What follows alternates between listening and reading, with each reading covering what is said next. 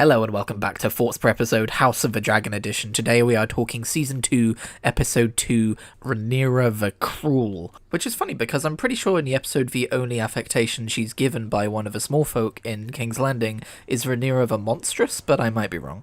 Either way, the title of this episode refers to the change of perception across the realm as everyone reacts to the murder of young Prince Jaehaerys from the end of last episode. I think this episode is so important and so well done because on both sides it shows the breakdown of intentions and plans and miscommunication and intentional obfuscation of the truth to create this model of hatred and revenge, which the show is pretty much entirely based on. On the one hand, you have Otto Hightower being removed as Hand, and all of his careful plotting and planning to put Aegon on the throne and, do what he wants to do to make the realm a peaceful place ruled through him, through Aegon kind of thing.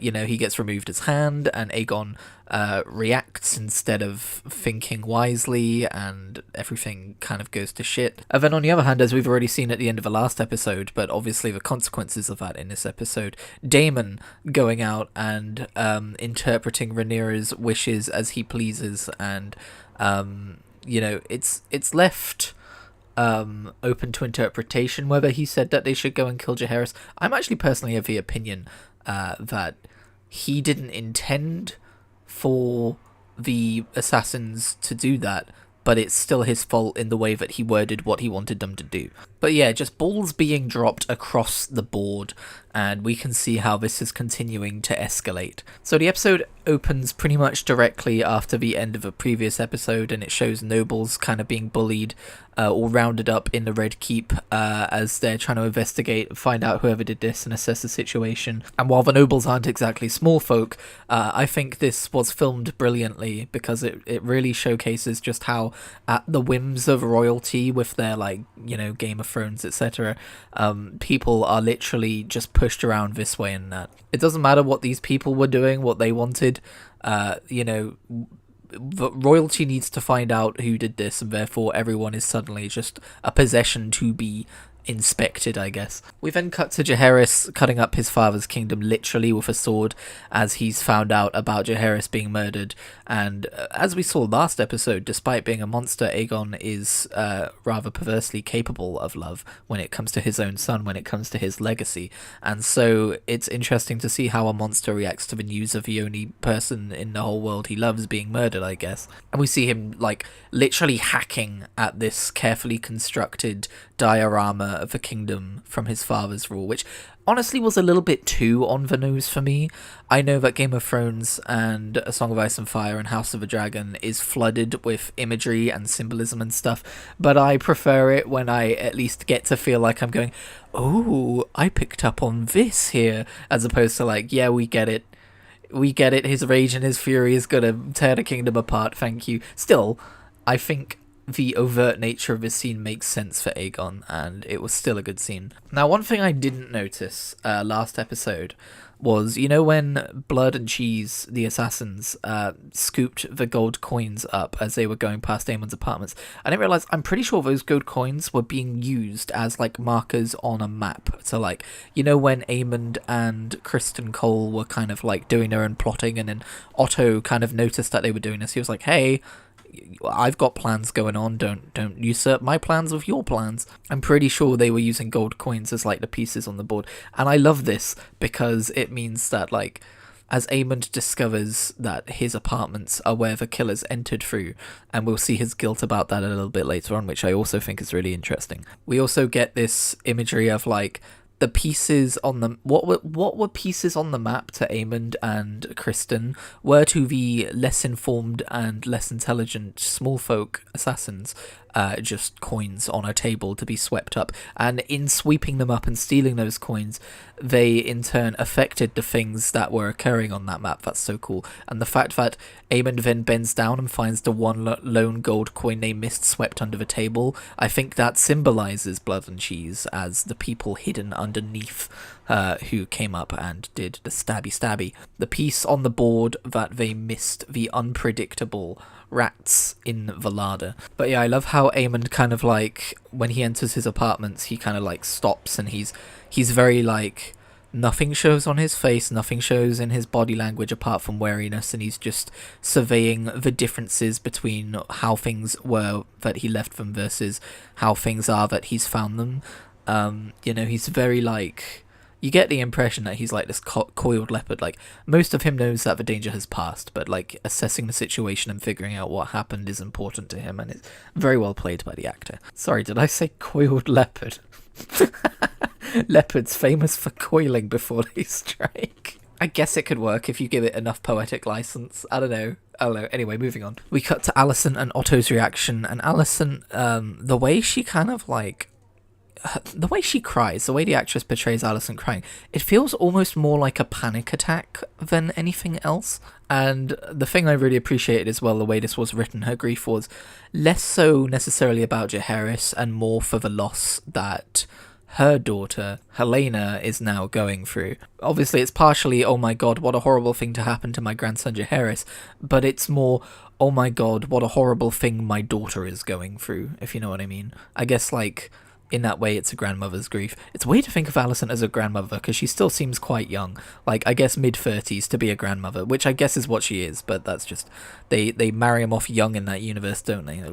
Next up, we get to see Aegon raging some more, but this time in a political environment, because they're in the council room, and you've got all of these, like, council room members trying to kind of, like, stifle his rage and talk about what they need to do next, and he's like, it's obvious what we do next, we kill them all! We kill them all! Meanwhile, you've got Otto, who's trying to kind of, like, politically maneuver the situation to be beneficial for them in terms of PR and stuff, and eventually he actually convinces them to basically parade Jaehaerys' body through the streets to show everyone what Rhaenyra and the Blacks have done to him, followed by a weeping Alicent and Helena, which, you know, just like weaponizing their grief, which obviously they don't want and is horrible, but is absolutely Otto Hightower all over. And the tragic part is eventually Alicent signs on, and then she forces that upon her daughter. And, people talk about the generational trauma that's being showcased within the show. I think that's very much part of that. There's this really anxiety-inducing scene of when the wagon, the funeral wagon, gets stuck, and the common folk start like surrounding it and like clawing up towards Helena, offering their sympathies and stuff, and Helena is very much ostracized from the small folk and the common folk, and you get the impression as well that she's probably like neurodivergent in some way, and she feels very claustrophobic, and she starts having a panic attack, and Alicent's trying to calm her down, and it just showcases that, hey, you can't just apply like rules of like, well, not rules, but you can't just apply plans on other people's behalf, especially when they don't want to go through with it, because there's usually a reason why they don't bloody want to go through with it. And so we see Helena's grief in being weaponized for the gain of Aegon's cause and everything, also wounds her character even more than the trauma of losing her son, as Otto tries to turn Jaehaerys into a martyr. I love also that there's a scene where Alicent, when she's trying to talk to Helena later, and comfort her, she does then eventually sneak in what's been eating away at her, which is, hey, about what you saw. And Alicent just very obviously doesn't care and turns the conversation immediately back to her dead son. Throughout this episode, I very much get the impression that Alicent's guilt is eating her from the inside about her affair with Kristen Cole, and no one else cares, no one else gives a shit. I mean, there are people who would care, like Aegon and Aemond. I don't know why I said Aegon like that. There are people who might care, but in terms of who actually knows, they don't care. Otto doesn't care.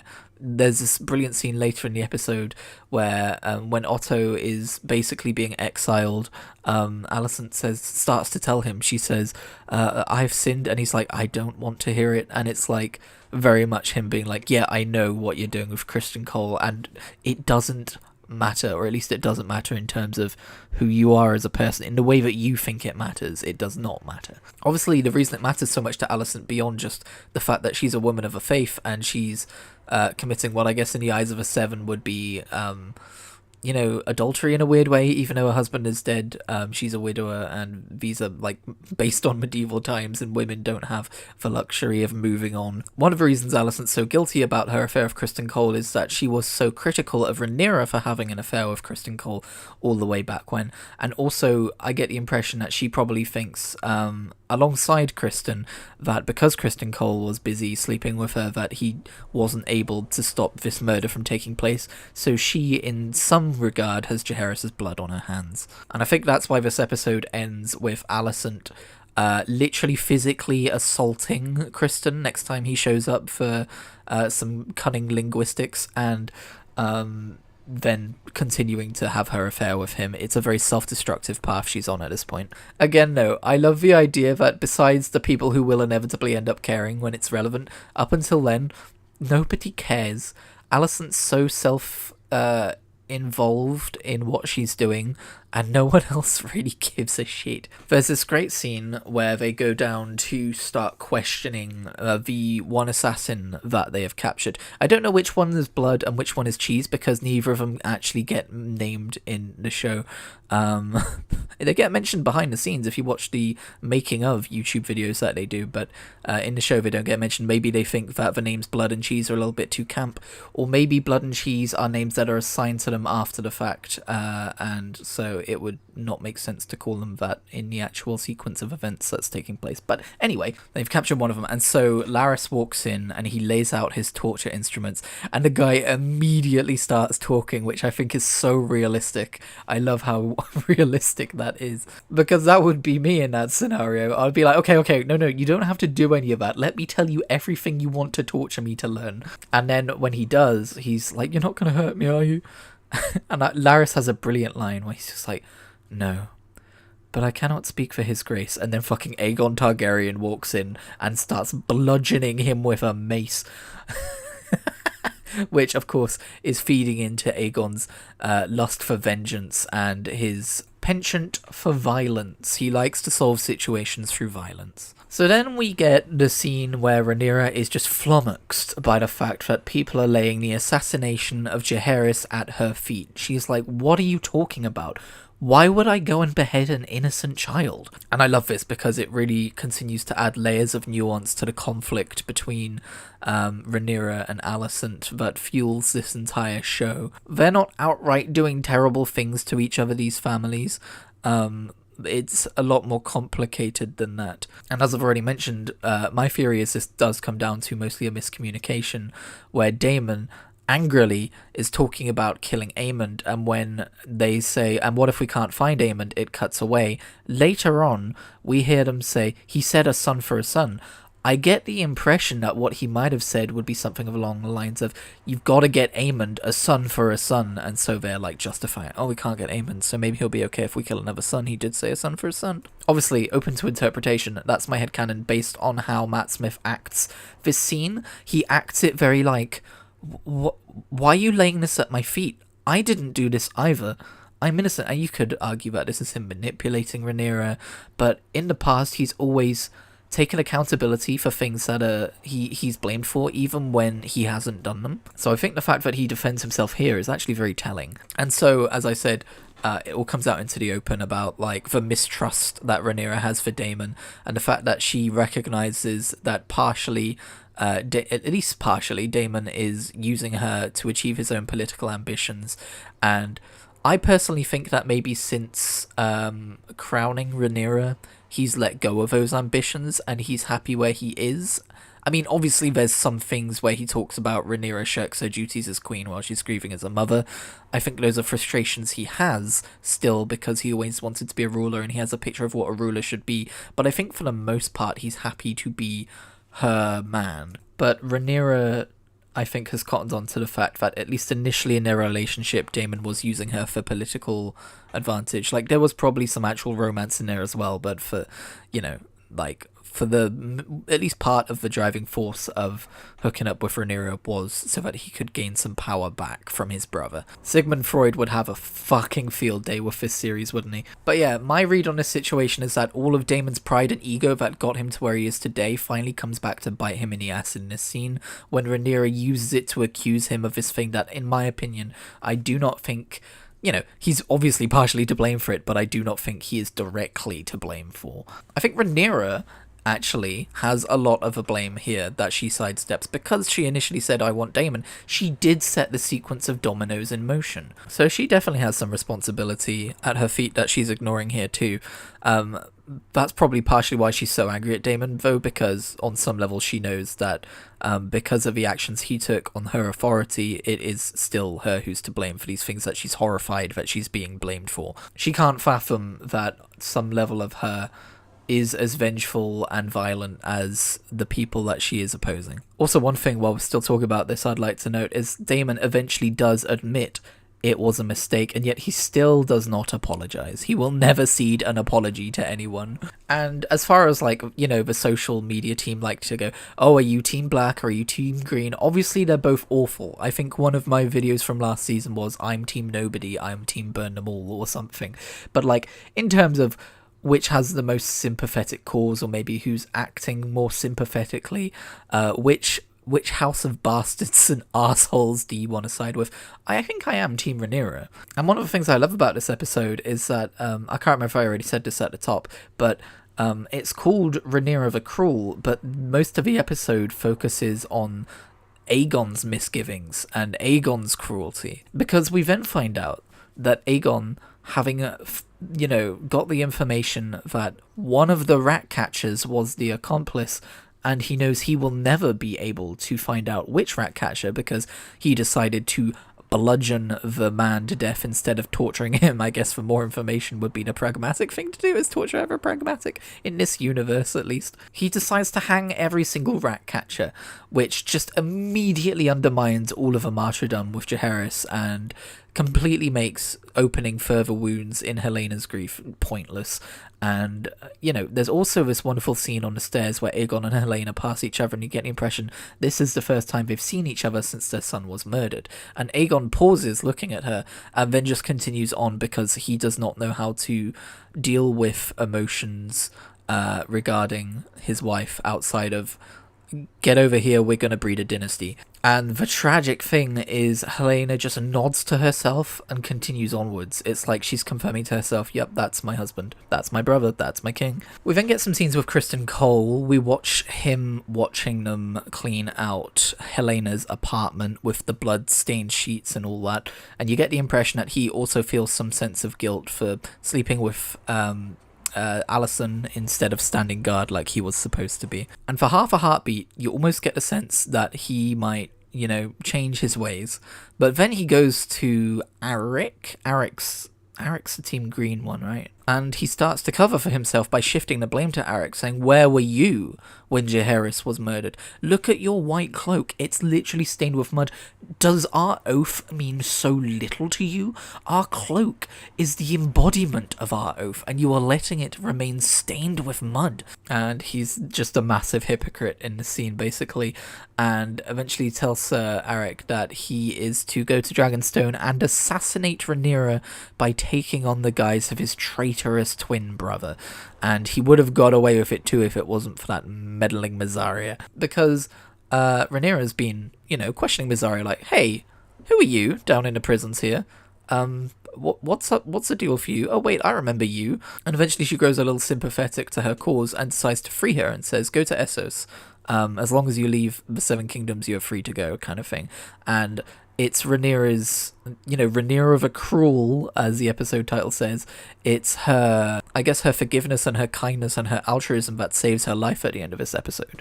Because it is Mysaria who spots Eric and recognizes him because she's been, a resident of both castles and she knows the twins. And she just saw Eric in the castle. And so she goes running back to alert the guard, and you would assume the guard is the one who went and got Eric and stopped him just in time. And then we get that amazing duel, which I'm going to get to in a minute because there are still some other scenes which I haven't talked about yet. We see Aemond in a brothel confiding in a lady of the profession. I don't ever want to say whore, but it's what they're called in the show. And notably, I think it's quite notable that she's an older woman. You could argue that Aemond is seeking some maternal figure through sex, which is all kinds of ick. But as we've seen time and time and again, multiple times in this episode, Alicent doesn't know how to show love to her children, and the fact that they are missing a mother's love is, I think, something that is of concern to the way that they are predisposed. Anyway, he's confessing to this woman who's like, hey, do you want to get it on? And he's like, no, I just want to sit in your lap and tell you all of these things that I would never tell anyone else. And he confesses how guilty he feels about Luke's death, and he confesses about, the fact that the killers came in through his apartments and they were clearly looking for him, and if he had been there... I mean, he doesn't necessarily say he feels super guilty that they found Jaehaerys instead of him. He does say, oh, thank God I was here, kind of thing. But yeah, we get to see this vulnerable side to Aemond, which we never see. Like, his eye patch is off as well, which I think obviously signifies that we are seeing his true eyes, and we are seeing obviously that one of his eyes is wounded. He is a wounded person in this scene, and symbolism, it's a thing in this show. We also see Alan again, the man who apparently saved Corlys Valerian's life. We do get a small scene with him. It's nothing really substantial, but I'm always happy when he's on screen. I like that guy. But there's a little bit of a thing being made about, like, oh, you should serve with Corlys Valerian. You saved his life. And he's like, oh, he didn't offer me, and I don't want to go. And hey, is there carrot in the stew? Ha ha ha, let's change the topic. There's clearly something to be told here. And it was clearly in the Fire and Blood book, which I have read, but that was years ago at this point, and I no longer remember. I like that we got to see Hugh again. We actually got to see life through the eyes of a small folk, and how rough all of this tumultuous events have been on them, because they had to travel extra far to find food to buy, and they had to pay 3 times the price because of the uproar in King's Landing right now, as well as like the concern about the civil war that's looming, and the division between different places and that kind of thing. We so rarely get to see through the eyes of the small folk in this series, or in this world even, that I really like it here. Anyway, there's probably a couple of things I've missed here or there, but I just want to get onto this final duel as Arik approaches Rhaenyra's bedchambers, and he's about to go and kill her. And I think, doesn't he like apologize before like he starts walking towards her? He's like, I don't want to be doing this, kind of a thing. I would bring it up again, but I'm sharing Now TV with someone else, and I don't want to like stop them from whatever they're watching, or however that works. If you ever wonder why doesn't he just scrub back through and have a look, it's because that's the reason. I do take notes as the episode goes on. But anyway, Eric arrives just in time, and there is this fantastic duel between them two. Like, these two giants in heavy metal armor wielding great swords clashing in a small, well, it's not a small bedroom, but clashing indoors, and in limited space, and it's really well choreographed and acted, and Rhaenyra very vulnerable without any armor or weapons in a corner, kind of like reduced to a cowering woman despite all of her power. Except of course she's not completely a cowering woman. She does have her wits about her. She's trying to maximize her ability to survive by hiding behind pillars when they're around, telling her serving girl to run and get help, and then trying to make a break for it at one point and then almost dying for it. She still has some power in the scene, I guess. But it's also a tragic duel because Arik and Eric are of course twins, and they are on opposite sides, but Arik is trying to reclaim his honor, as Kristen Cole says it has been stripped of him, etc. And Eric is trying to defend the rightful queen as he sees it, and so they have to duel. And of course things get muddied within a duel, and it's hard to tell who is who. So when one of them looks like they're winning, you can't even tell which one of them is winning. And I love that that's also reflected on the characters when help arrives in the form of one of the other knights, and he says, which one of them is Eric? And Rhaenyra's like, I don't know. And then of course it becomes apparent that Eric does eventually win, as he kills Arik, and he apologizes to Rhaenyra, because Rhaenyra's like, Eric? Like, she doesn't know if he's going to run at her and cut her down, or if it's Eric. And then Eric says, I'm sorry, Your Grace, and he, skewers himself on his sword because he's just killed his own brother and, can't bear to live anymore. It's so tragic and Shakespearean and wonderful, and it's a really cool scene, and, I love Emma Darcy's acting as well as Rhaenyra, just like witnessing yet another horror of the conflict between her families ending in tragedy and death and blood in her very own bedchambers where she's supposed to feel safe. So well done. I also have yet to talk about the argument between Aegon and Otto, where Otto is the angriest we have ever seen him when he discovers that Aegon has hanged all the rat catchers. Sorry, this Fort's on, I think, is a little bit all over the place. I'll try and do a little better next time. But Otto Hightower is absolutely fuming. He's livid. He's screaming at Aegon about his foolhardiness in hanging the rat catchers and how it's undermined everything that he set up with Jaehaerys being a martyr and everything. And when Aegon eventually tells him to give his Hand of a King badge to Criston Cole, the guy who just happens to be there, but also the guy, I guess, who took action in sending Arik to try and assassinate Rhaenyra, without the king's permission, might I add. Otto says, "You wouldn't dare!" And then Aegon's like, "I have dared, you would find it stimulating," and he's talking about the fact that he dared, in his eyes, to act when Otto would not, in regards to hanging the rat catchers. So Otto is out, Criston is in. I'm surprised Criston is a Hand of a King. I thought it might be Aemond or something like that. It would be. I want to see more interaction between Aegon and Aemond, because at the minute, they feel quite separated. But yeah, that's pretty much everything that happened in this episode, right? Maybe slightly out of order, because I took extensive notes and lost myself in what happened when. So yeah, let me know what you thought about this episode, if you like, down below, and I will see you in whatever I make next. I am still so happy that House of the Dragon is back. I'm loving every second.